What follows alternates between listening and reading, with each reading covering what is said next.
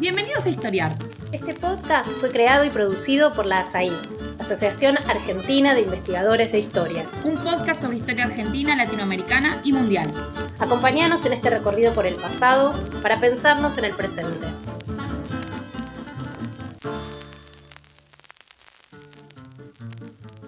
Bienvenidos a Historiar, el podcast de la Asociación Argentina de Investigadores en Historia. Soy Eduardo Zimmerman y hoy he sido invitado a conducir este episodio en el que vamos a hablar con Edward Blumenthal sobre políticas de extradición, el exilio, el asilo y sus efectos sobre la formación de naciones-estado, la construcción de ciudadanía y varios temas más. Bienvenido, Edward. Antes de empezar a discutir el tema, Edward es el autor de un libro muy importante sobre exilio y formación de estados-naciones en el siglo XIX latinoamericano y está además trabajando en un segundo libro sobre el asilo en América Latina. Se me ocurría, antes de empezar a hablar sobre los temas de estos trabajos, preguntarle a Edward por su propia trayectoria, que es también un caso de circulación transnacional interesante. Contanos, Edward, un poco. Vos estuviste en Chile, contanos un poco tu trayectoria hasta aquí. Sí, efectivamente, nací en Estados Unidos, soy estadounidense, digamos, de nacimiento. Por el momento el derecho de suelo sigue operando en ese país y decidí hacer la carrera de historia en Chile, en parte por razones, podríamos decir, políticas, porque vengo de una familia de izquierda, viví un año en El Salvador, en el marco, digamos, de estas circulaciones de solidaridad de los años 90, después de las guerras civiles. Y también, bueno, pensando un poco de forma retrospectiva, seguramente porque mi familia tiene, bueno, soy nieto de inmigrantes, mejor dicho, y mis abuelos tenían, mi familia tiene como vínculos familiares un poco lejanos en Buenos Aires y Santiago de Chile. Así que todo eso como hizo que yo quisiera estudiar historia en un país latinoamericano. Finalmente fui a Chile, hice la carrera la católica, también viví un tiempo en Buenos Aires antes de hacer un doctorado en París, Francia, porque me enamoré, bueno, de una francesa y me casé, tuve 2 hijas y bueno, eso más o menos. Así que toda una trayectoria transnacional, como vemos. Y quería empezar la charla y a preguntarte un poco por tus trabajos de investigación, leyendo una cita de un trabajo de Richard Sennett, el sociólogo, un ensayo sobre el exilio, que se llama El extranjero. Y Sennett dice, en el lugar y fuera del lugar. La virtud de ser uno mismo en el lugar propio y el defecto de verse a sí mismo en otro lugar. Es precisamente aquí donde empiezan los problemas de ser extranjero. La nación, para una persona que se había convertido en extranjera, entrañaba 2 peligros. Sennett está hablando del exilio de Herzen, el ruso Alexander Herzen en París. Entrañaba 2 peligros, el del olvido y el del recuerdo. El primero era una condición en la que el extranjero se sentía humillado por el deseo de asimilarse. El otro, una condición en la que se sentía destrozado por la nostalgia. El olvido y el recuerdo como marcas psicológicas y antropológicas, digamos que el exilio, la condición de extranjero y los problemas de asimilación provocan en términos individuales. No te voy a preguntar si pasaste vos por estos fenómenos, pero sí quiero decir que tus trabajos me da la impresión que amplían la mirada al expandirse no solo de este plano subjetivo de los efectos que el exilio produce, sino también proyectarlo a las consecuencias políticas, jurídicas, institucionales, ¿no? Entonces, decíamos un rato, me parece que hay como 3 procesos que tus estudios tocan. La manera en la que el exilio afecta a los procesos de construcción de las naciones-estados en el siglo XIX. El segundo, la formación de la ciudadanía, la definición del cuerpo político, quién está dentro, quién está afuera. Y finalmente las dinámicas transnacionales en la región, ¿no? ¿Querés que empecemos por ahí y nos contás un poquito cómo fueron los orígenes de tu proyecto, de este primer libro sobre el exilio y la formación de los estados-naciones en el siglo XIX? Bueno, perfecto. Digamos, el proyecto tuvo sus comienzos en mis estudios doctorales y partió de una observación un poco empírica sobre la relación cruzada entre exilios argentinos, por una parte en Chile en los años 30-40 y después chilenos en Argentina en los años 50-60. Efectivamente, yo creo que ahí, y lo analizo en algunos capítulos del libro, hay una suerte de efecto espejo, ¿no? Donde se van mirando, ¿no es cierto?, exilios los unos a los otros, también comparándose con el país de acogida. Pero me di cuenta que esto no bastaba, ¿no es cierto? Porque el exilio se daba en un marco un poco más amplio, un marco regional. Por ejemplo, los chilenos iban también al Perú, ¿no? Y los argentinos, obviamente, no solo a Montevideo, sino a Bolivia, ¿no? Entonces, es como que yo me di cuenta que ese efecto cruzado que se podría armar, me imagino, otras comparaciones, por ejemplo, entre Buenos Aires y Montevideo, entre Santiago de Chile y Lima, ¿no? Hay otras formas de armar esa misma mirada comparativa, pero que tenía que daba cuenta de circulaciones regionales más amplias, ¿no? Que eran circulaciones, por una parte, políticas, pero que se insertaban en circulaciones económicas y otras que venían desde el periodo colonial, ¿no es cierto? Entonces la idea era ver justamente eso, cómo el exilio formaba parte de circulaciones transnacionales más amplias y las consecuencias sobre los procesos de construcción nacional en el momento. Ahí me parece el libro, desde su inicio, toma una especie de caracterización conceptual de Luis Röniger, ¿no? Donde hay una especie de estructura tripartita en este fenómeno del exilio entre el país que expulsa, el expulsado o los expulsados y el país receptor. Entonces quería preguntarte un poquito por cuán provechoso fue ese modelo para lo que vos querías hacer. Y la segunda parte de la pregunta tiene que ver con la historia transnacional. ¿En qué medida esta fuerte vigencia ahora de la historia transnacional entre los historiadores contemporáneos te sirvió como instrumento conceptual para analizar el tema del exilio? Sí, muy bien. En cuanto al libro de Röniger, efectivamente, esta estructura tripartita me parece muy importante para explicar un poco estas dinámicas. Para el siglo XX ellos introducen un cuarto factor que sería la sociedad civil, ¿no? Y una sociedad civil incluso transnacional. Y yo creo que eso incluso se puede ver un poco en el siglo XIX, aunque obviamente no guardando las debidas proporciones, ¿no es cierto? Pero tienen otra, digamos, intuición que me sirvió incluso más, y es esa de que el exilio formó, ¿cómo decirlo?, que fue parte íntegra del orden tanto internacional como interno de los países sudamericanos o latinoamericanos en el siglo XIX, que es estructurante el exilio, ¿no es cierto? Y Alberdi observó la misma cosa en una cita que se autoplagia, como se solía hacer en el siglo XIX, que comienza en los años 40 y en los años 70 se sigue repitiendo, diciendo que cada república sudamericana tenía su tribuna en la nación vecina. Y yo creo que no está diciendo otra cosa de lo que decían Schneider y Röniger, ¿no? Que digamos que la oposición, la alternancia democrática pasa por el exilio en América Latina.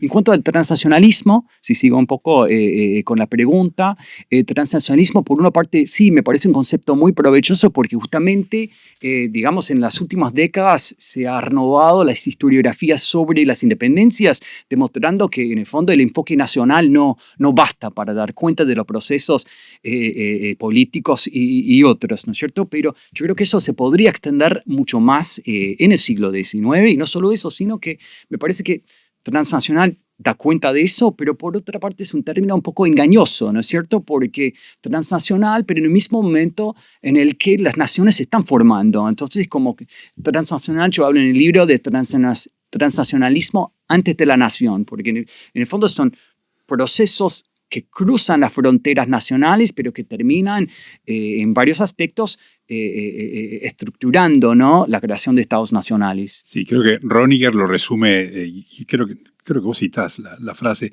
lo nacional y lo transnacional se están constituyendo mutuamente, ¿no? Y yo creo que esa idea de Alberdi de la provincia flotante también refleja eso para el caso argentino, ¿no? Esos integrantes de la provincia flotante están contribuyendo a las dos cosas: a la circulación transnacional de estas ideas y a la formación de comunidades migrantes que van a afectar, como vamos a discutir ahora, tanto a la sociedad que los recibe como a la política del país que los expulsó, en este caso la Argentina de la Confederación Rosista, ¿no? Totalmente, aunque yo creo que esa frase de Alberdi oculta otro aspecto, es decir, que da cuenta de la circulación y también de las consecuencias sobre el proyecto argentino, digamos, esa provincia en el extranjero, pero oculta un poco el arraigo que tenían los emigrados políticos en las sociedades de acogida, ¿no?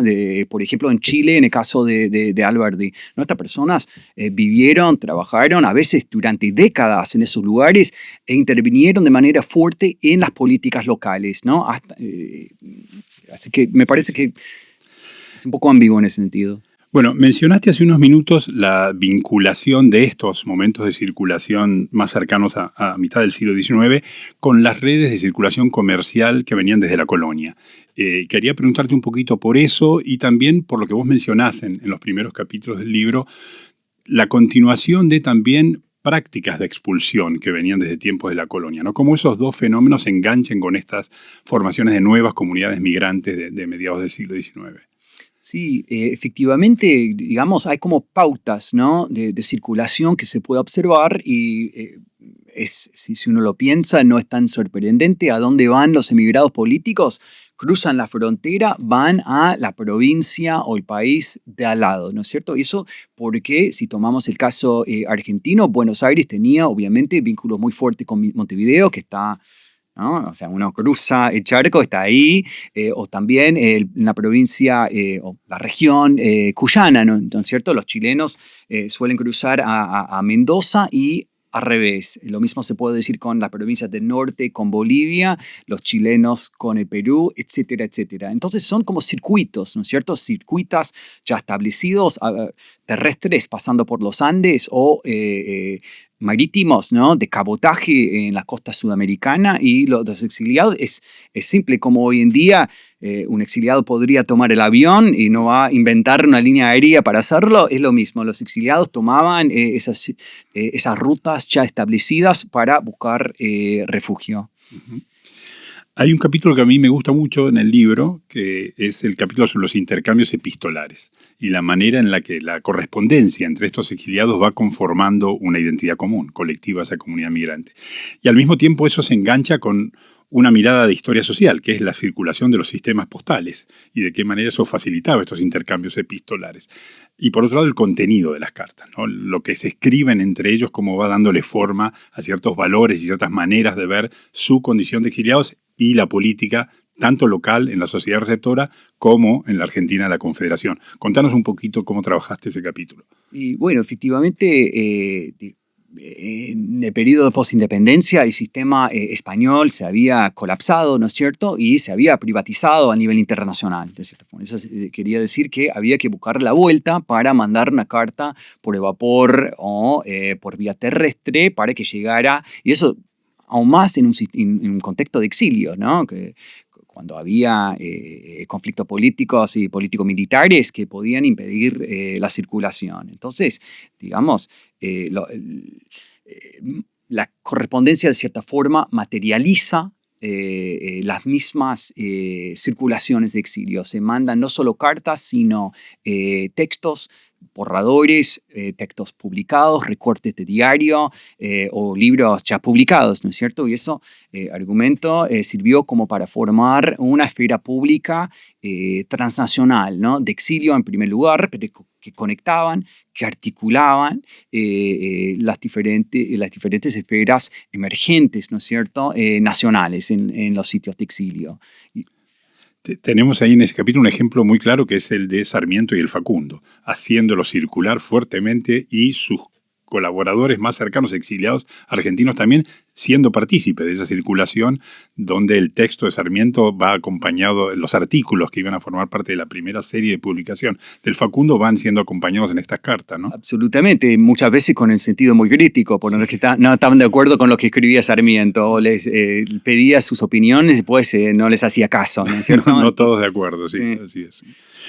Para volver a la inserción de estos exilados argentinos, sobre todo en Chile, pero también en Montevideo, como bien dijiste, o en Bolivia, el caso de Félix Frías, por ejemplo, una cosa que vos estudias bien en otro capítulo es la inserción en los mercados laborales de las sociedades receptoras. Entonces ahí desgranás muy bien dónde trabajan cada uno de estos, ¿no? La prensa, la educación, la academia, el derecho, la ley, el ejercicio de la profesión, a vos y hasta la administración pública. ¿Por qué no nos contás un poquito sobre esas distintas caras de los mercados laborales en la que los exiliados lograban integrarse? Sí. La prensa parece ser el más importante, ¿no es cierto? No sé si es el más importante, pero es el ámbito más conocido seguramente por las publicaciones que resultaron de trabajo. lo que argumento es que estos sectores fueron claves porque también son sectores que corresponden a los proyectos de construcción nacional. Es decir, la prensa, como eso ha sido bien estudiado, ¿no? Como instrumento de creación de un lugar de debate público, pero también el derecho, las necesidades que vos has estudiado de crear, ¿no?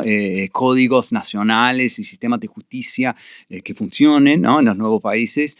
Entonces van llenando, yo argumento en el caso de los argentinos, como nichos laborales. Se crea un mercado transnacional de trabajo y los exiliados van ocupando estos espacios en muchos países sudamericanos. Eso es algo particular, yo diría. Los chilenos no van a hacer lo mismo, en parte por, digamos, la duración del exilio. Son exilios más puntuales. El exilio durante el periodo de gobierno de Juan Manuel de Rosas en Buenos Aires es mucho más largo, ¿no es cierto? Entonces son 15, 20 años durante los cuales tiene que buscar trabajo, comer, arraigarse. En cambio, los chilenos, ¿no? Viven periodos más puntuales y no necesitan, digamos, la misma fuente de ingresos. Pero en todos los casos son siempre como estos mismos ámbitos, oficios que van a ocupar en el exilio. Eso permite, por una parte, preparar sus propios proyectos de construcción nacional y, por otra parte, participar de la vida política y cultural en los sitios de exilio.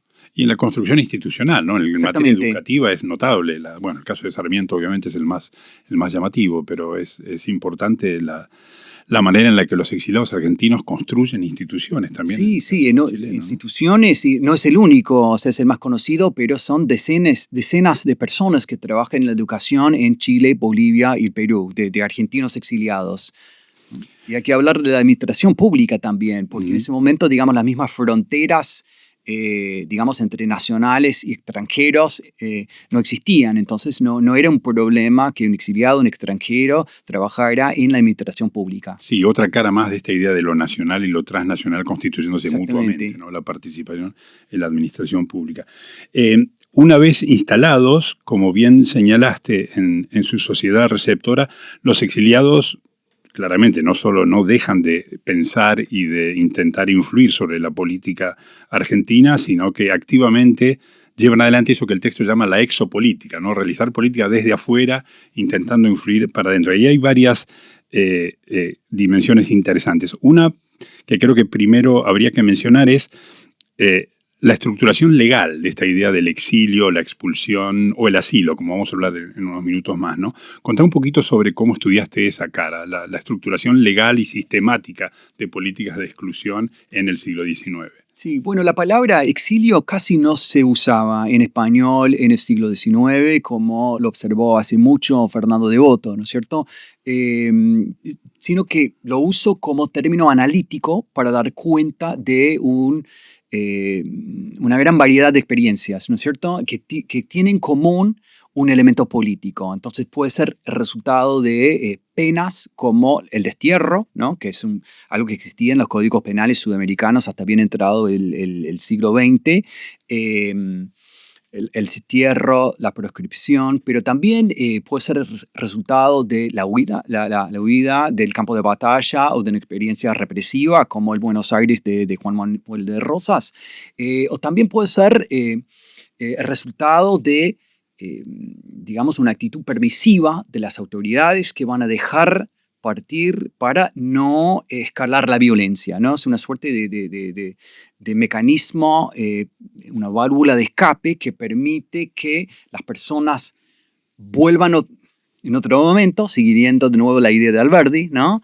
Y tal vez calmar la situación de violencia en el momento mismo. Entonces, todo eso se puede resumir bajo el rubro del exilio, ¿no? ¿Y te parece que había un corte social en la medida en que algunos accedían a cierto tipo de castigo, como por ejemplo un exilio regulado y hasta consensuado con las autoridades, mientras que otros enfrentaban castigos más duros, más severos. ¿Te parece que el lugar, el posicionamiento social de los distintos individuos afectaba esa determinación? Totalmente, ¿no? Eso es algo que observaron Schneider y Roniger, que efectivamente el exilio, este mecanismo de dejar huir, era algo que era esencialmente para las élites políticas, mientras que muchas veces los soldados rasos se los degollaban o los mataban de otra forma, pero no tenían acceso al mismo escape. Sí, y remite también a otro problema, que es un problema metodológico, ¿no? Que este libro no da cuenta, creo, de la experiencia de exilio de los sectores populares, ¿no? En parte es una cuestión de fuentes, ¿no es cierto? Claro. Que trabajé esencialmente con fuentes provenientes de personas alfabetizadas, ¿no? De las élites políticas y culturales. Pero detrás de ellos, y lo he trabajado un poquito en otros textos, ¿no? Había peones, soldados, por ejemplo, los que trabajaban en las minas de Copiapó, en Chile, ¿no? Que muchos, se dice que 20% de la población de la provincia en los años 50 provenía de la Confederación Argentina, de las provincias limítrofes, ¿no es cierto? Entonces, se ve indirectamente en las fuentes que se trataba de personas, no siempre, pero muchas veces, que cruzaban la frontera con los caudillos como el Chacho, por ejemplo, entre muchos otros, ¿no? Y que ellos en el exilio trataban de reunirlos y movilizarlos para lanzar excursiones armadas, en ese caso en la Confederación Argentina. Entonces, digamos, detrás hay, digamos, todo un exilio popular que este libro no alcanza a revelar del todo. Al mismo tiempo, supongo que el foco en las dirigencias, como vos señalabas recién, es también una señal que el exilio y el regreso es visto como parte del juego político. Es decir, al otorgarlo a estas figuras que son parte de la oposición política, implícitamente parece estar sugiriéndose que van a seguir siendo miembros del juego político en algún momento, ¿no es cierto? Sí, yo creo que es uno de los argumentos, digamos, más fuertes del libro, es esa idea de que, obviamente el exilio implica retorno, en todo caso, idealmente, todo emigrado político está pensando en el retorno, pero además de que en el contexto sudamericano forma parte del juego político, tanto en cuanto a la alternancia en el poder, como dijimos, pero también regula de cierta forma las relaciones entre países, porque, digamos, el exilio implica de cierta forma el asilo, y eso puede también acarrear conflictos entre países, ¿no? Porque si están, por ejemplo, de nuevo, volviendo al mismo ejemplo, estos caudillos argentinos en Copiapó armando expediciones armadas, obviamente esto crea conflictos con los vecinos, ¿no? Y eso se puede ver también, ¿no es cierto?, en la guerra de la Confederación Perú-Boliviana, ¿no? Que comenzó en parte en 1836 en razón de estas expediciones armadas de chilenos en Lima y de unitarios en Bolivia. Gracias, Eduardo. Vamos a hacer una breve pausa y enseguida retomamos. Este es el podcast de ASAI, la Asociación Argentina de Investigadores en Historia. Te invitamos a asociarte y a seguirnos en las redes, en Twitter, en Facebook, en Instagram. Podés encontrar toda la información sobre la asociación en nuestra página, asai.org.ar. Te esperamos todos los sábados con un nuevo episodio de Historiar sobre los grandes temas de nuestro pasado, abordados por especialistas e historiadores profesionales de manera rigurosa y cordial. Seguimos con nuestro episodio de hoy.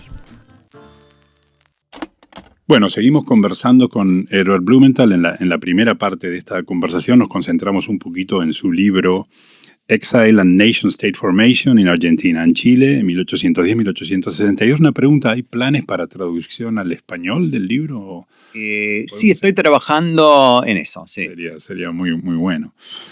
Bueno, entonces quería preguntarte ahora por dos temas que se tocan, están entre sí y que el libro muestra bien cómo alimentaron la formación de un sentido de comunidad entre estos migrantes. Uno es el peso del romanticismo. como conformación ideológica, digamos, en la que muchos de estos exiliados argentinos se alinean. Y el segundo es el de las representaciones de rosas, tanto de parte de los argentinos como de los chilenos. Contanos un poquito sobre esas dos cosas, cómo están tratadas en el libro. Bueno, el tema del romanticismo ha sido muy trabajado tanto en Chile como en Argentina. Obviamente, yo creo que lo que agrego acá es, digamos, la conexión justamente con una cierta representación del exiliado, ¿no es cierto? El exiliado romántico socialista es como una figura literaria de la época que viene de Francia, ¿no es cierto? Okay. Es una figura que circula, pero que se ve mucho, en particularmente personas como Francisco Bilbao, justamente en parte porque nunca volvió, ¿no es cierto? Entonces, claro, un exilio muy romántico también en ese sentido trágico, ¿no? Se murió bastante joven, hay historias de que su tuberculosis tiene raíz en un salto al Río de la Plata para salvar a una señora que había caído. Bueno, justamente es un mito, ¿no? Pero que remite a esta cuestión del exiliado romántico que por una parte lucha por sus valores y que está conectado, ¿no es cierto?, con el 48 europeo y también con una serie de otros conflictos políticos, otros contextos políticos en Sudamérica, ¿no? Y las representaciones de rosas, que parecen afectar, obviamente los argentinos son los principales impulsores de la construcción de la particular representación de rosas, pero también los chilenos parecen absorber mucho de esa construcción, ¿no? Sí, en mi lectura ve efectivamente que el tirano rosa se convierte en una suerte de arquetipo de todo lo que no funciona en Sudamérica, tanto para argentinos como para chilenos, y eso, digamos, va más allá de las realidades políticas reales, ¿no? Un ejemplo de eso, Félix Frías en 1851 y 52, comparando el socialismo de la oposición chilena con Rosas. O sea, decir que Rosas fue un socialista es un poco exagerado, por lo menos, ¿no? Pero da cuenta de esto, digamos, de la plasticidad, ¿no? De la figura de Rosas en cuanto tirano absoluto, ¿no? Y los chilenos van a retomar esta figura para aplicarla a su propio enemigo, que es el presidente Montt en el poder en los años 50, y más ampliamente para, digamos, hablar en términos provenientes del Facundo de Sarmiento, ¿no? De cualquier figura bárbara, ¿no es cierto?, que aparezca en el horizonte, ¿no? Sí. Vamos a hablar en unos minutos más de estos cruces entre la política local chilena, la amistad Montt-Sarmiento, la biografía de Alberdi sobre Bulnes, etc. Pero antes quería hacerte otra pregunta sobre la inserción de los exiliados argentinos en Chile. Hablamos del mercado de trabajo, la manera en la que participaron en la educación, en la administración pública, ejerciendo como abogados, como hombres de prensa, sobre todo. En un capítulo haces un retrato muy, muy bonito, digamos, de la sociabilidad y de las asociaciones locales y la manera en la que las celebraciones patrias, por ejemplo, implicaban instancias para fortalecer los vínculos de la comunidad migrante. Contanos un poquito sobre esa dimensión de la sociabilidad migrante en Chile.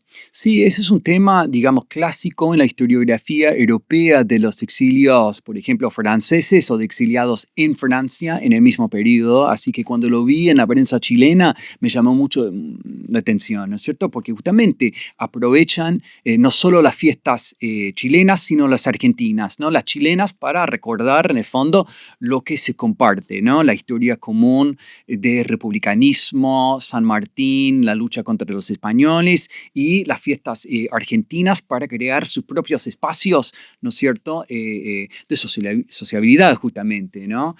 Donde se habla, se come y obviamente hay discursos contra el tirano Rosas, ¿no? Entonces, volviendo a ese tema. Mencionaste la idea de que estando la formación de las identidades nacionales todavía en flujo, digamos, uno podría ver ahí la razón por la cual hay una ausencia de reacciones nativistas fuertes. Hay desacuerdos a veces, ¿no? La denuncia de los cuyanos a veces está presente, pero no hay ciertamente el tipo de reacción nativista que uno va a encontrar más adelante, a fines del siglo XIX o comienzo del XX, en la relación entre migrantes y sociedades locales, ¿no es cierto? Sí, yo creo que depende de cómo lo veas, ¿no es cierto? Es decir, que hay conflictos. Yo argumento que en el fondo que los conflictos son un reflejo del alto nivel de integración de las personas, ¿no es cierto? Es decir, que tanto los argentinos en Chile como los chilenos en Argentina logran un nivel de inserción muy alto, participando no solo digamos, de la sociedad, de los debates, sino de la política misma, como Alberdi trabajando en la campaña del presidente Bulnes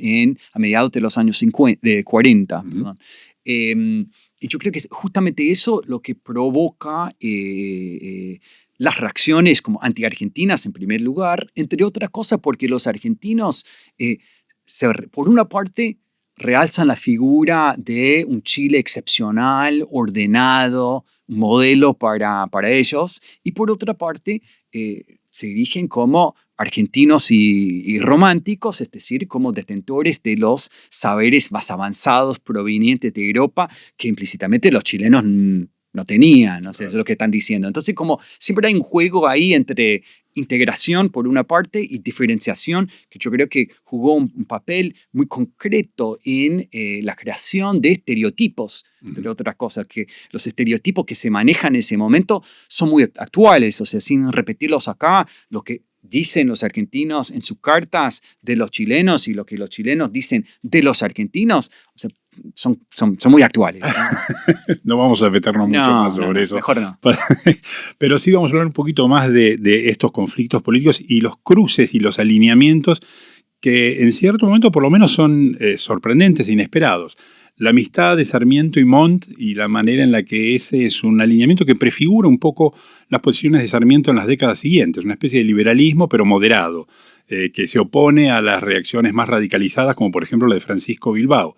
Pero al mismo tiempo esa amistad extraña entre Francisco Bilbao, un radical socialista, el fundador de la Sociedad de la Igualdad, con Félix Frías, un católico que después del 48 se va a ir corriendo cada vez más a posiciones más conservadoras y más en defensa del catolicismo. Mitre, el radical, que va a ser expulsado.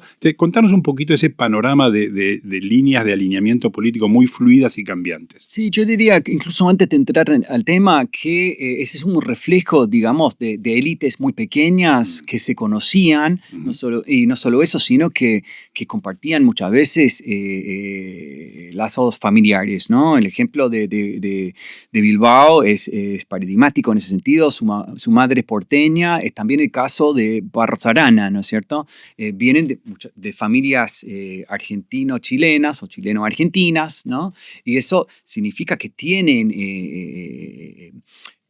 vínculos de parentesco en ambos lados de la cordillera, ¿no es cierto?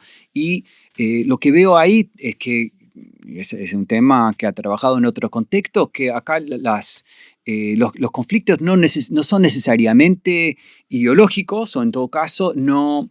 digamos, las divisiones ideológicas no son tan evidentes, que a veces cortan de forma un poco inesperada. Y eso tiene que ver justamente con las relaciones personales, ¿no? que se tejieron en el exilio, que tiene que ver con el trabajo y la inserción laboral. Y eso, me parece, explica un poco la relación entre Bilbao y Frías, por ejemplo, ¿no? Que trabajaron juntos, también comparten una suerte de misticismo religioso que, no sé, estoy especulando, pero que podría haber jugado. Sí, pero es muy interesante la manera en la que rescatás eso que a veces es dejado de lado por el foco que se pone en los alineamientos ideológicos. Las relaciones personales, por un lado, las necesidades económicas, la subsistencia, que se necesita crear y forzar vínculos que trascienden o dejan de lado las diferencias ideológicas que pueden existir, ¿no es cierto? Sí, totalmente.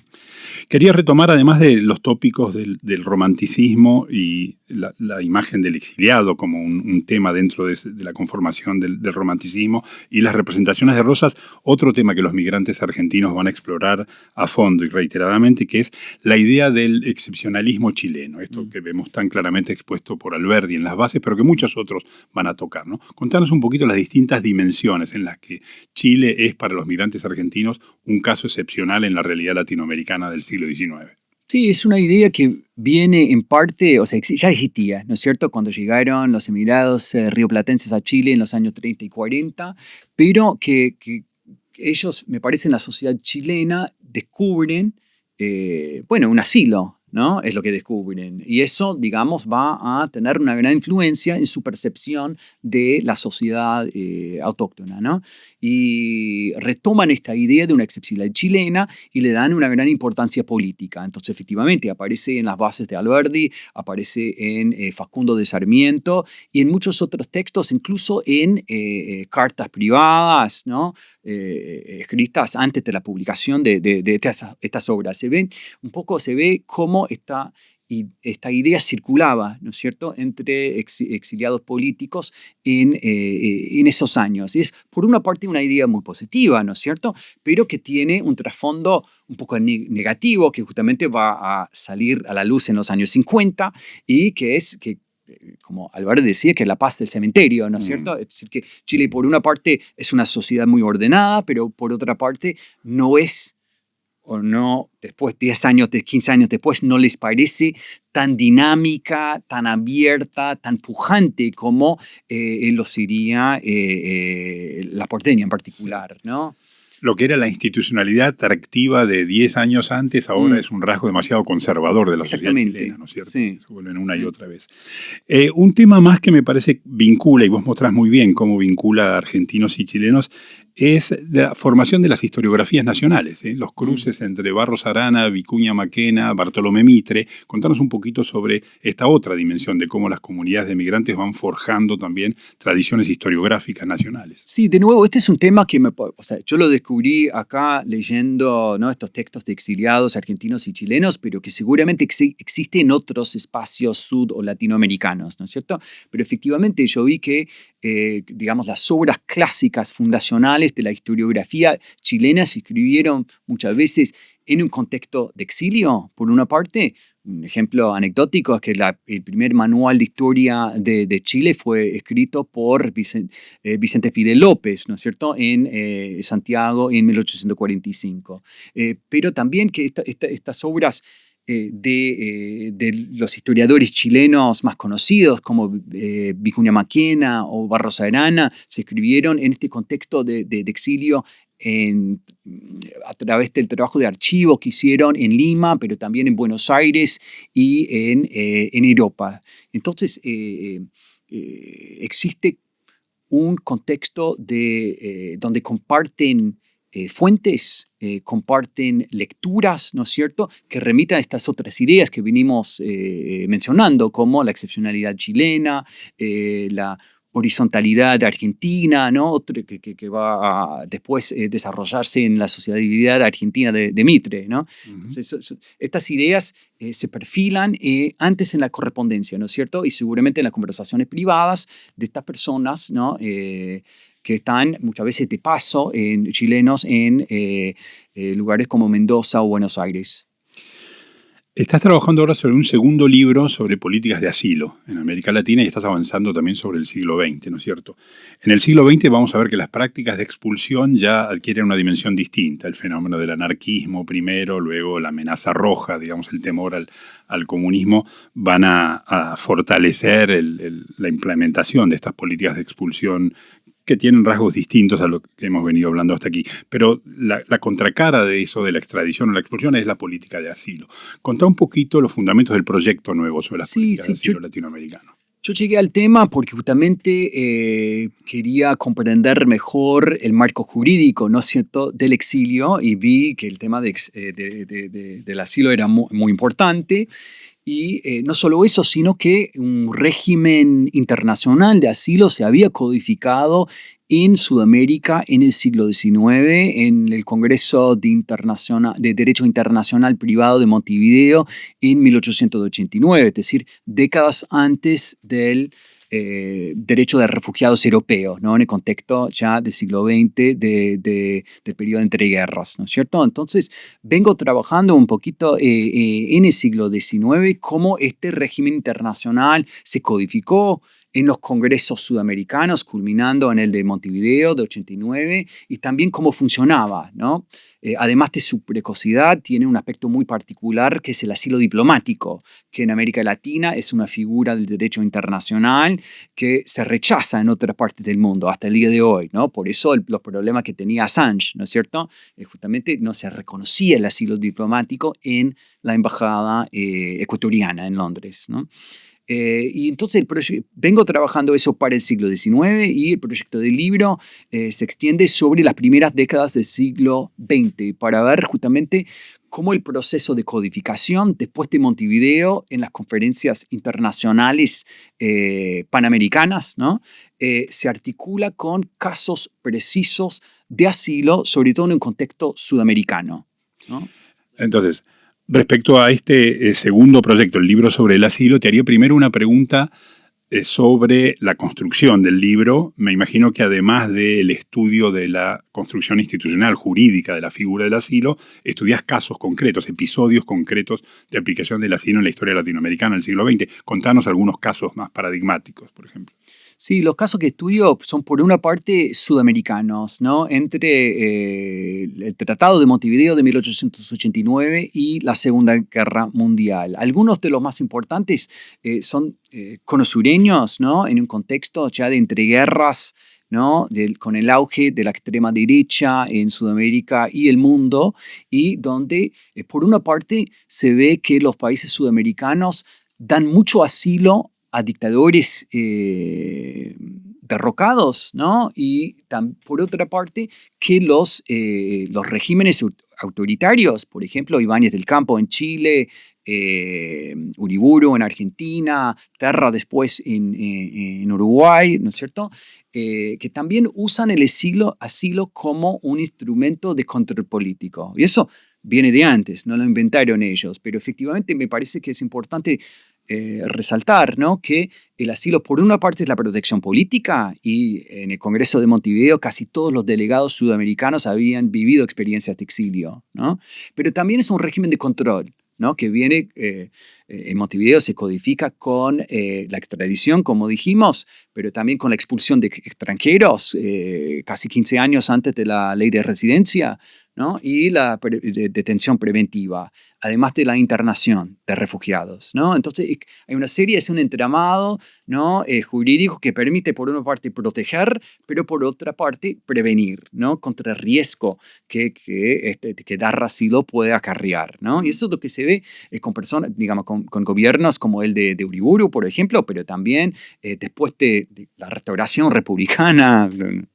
La frase es demasiado, pero Saavedra Lamas va, como canciller argentino, va a aplicar el mismo tipo de políticas, podemos decir, ya en un marco republicano, es decir, invocando el Congreso de Montevideo para pedir el control político de radicales desterrados y también la extradición de algunos de los más peligrosos, entre comillas. Me contabas que en 1889 en Montevideo Roque Sáenz Peña ya hace la excepción en el tratado de extradición de que el asilo no se le aplicaría a los anarquistas. Sí. ¿No? O sea que ya tempranamente, bastante antes de la ley de residencia. Ni a cosmopolitas. Ni a sí, cosmopolitas. Sí. Supongo que el internacionalismo rojo también sí. Es lo que lo asusta, efectivamente. ¿Dirías que esa es una diferencia fuerte? La manera en la que se intenta controlar marca una diferencia fuerte sobre las posibilidades de actuar en la política de las sociedades locales de los asilados, si lo comparamos con el siglo XIX. Yo creo que es porque el régimen latinoamericano se piensa para el contexto latinoamericano, ¿no? Y para las élites sudamericanas de este momento, digamos, ¿quién es el anarquista? ¿Quién es el rojo? Es un europeo, ¿no? Entonces, como que para ellos remite a dos cosas muy distintas. Y ahí está, para mí, la diferencia, ¿no? Entonces, cuando ellos, es solo después, en los años 20, 30, donde vemos que el asilo puede o no otorgarse a socialistas, a radicales, a apristas, etcétera, ¿no es cierto? Pero a finales del siglo XIX se les excluye porque son europeos y, digamos, es un régimen migratorio aparte. Bueno, Eduardo, muchísimas gracias. Vamos a esperar con muchas ganas la aparición de este segundo libro sobre el asilo en América Latina en el siglo XX y también la traducción al español del primer libro sobre exilio y formación del Estado en la América Latina del siglo XIX. Muchas gracias de vuelta por estar aquí con nosotros y gracias a todos ustedes por escuchar. Los esperamos en el próximo episodio de Historiar. Muchas gracias. A vos, Eduardo.